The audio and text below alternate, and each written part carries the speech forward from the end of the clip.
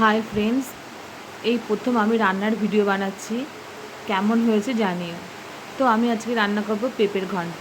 দেখো, প্রথম পেঁপেকে সিদ্ধ করতে বসিয়ে দিয়েছি, আর এদিকে করছি পাঁচমিশালি তরকারি। যেহেতু আজকে শনিবার, আমাদের বাড়িতে নিরামিষ হয়, তাই পাঁচমিশালি তরকারি করছি। ডাল দিয়ে খেতে খুব ভালো লাগে। এর মধ্যে সব সবজি দিয়েছি, যেমন আলু, বেগুন, পটল, ঝিঙে, মিষ্টি কুমড়ো, পেঁপে, কাঁচকলা। আর এই দেখো, এদিকে আমি আলুগুলোকে ছোটো ছোটো করে কেটে তেলে ভাজতে শুরু করেছি। এর মধ্যে আমি জিরে ফোড়ন দিয়েছি, তেজপাতা ফোড়ন দিয়েছি, আর কাঁচা লঙ্কা। এবার আলুগুলোকে ছেড়ে লবণ হলুদ দিয়ে একটু লাল লাল করে ভাজতে দিয়েছি। যেহেতু এটা পেঁপের ঘন্ট করব, একটু আলু দিলে খেতে ভালো লাগে, তাই এর মধ্যে আলু দিয়েছি। আচ্ছা, এবার দেখো আমি পেঁপেগুলোকে এই আলু ভাজার মধ্যে ছেড়ে দিলাম।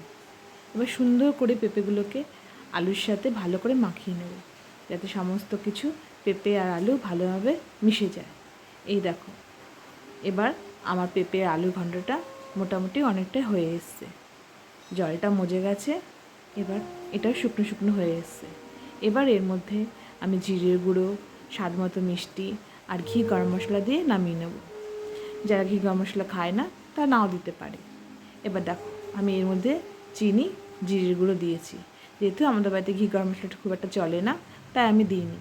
তোমরা পারলে দিও, খেতে খুব ভালো লাগে। এই দেখো, আমার পেঁপের ঘন্ট তৈরি। কেমন হয়েছে জানিও।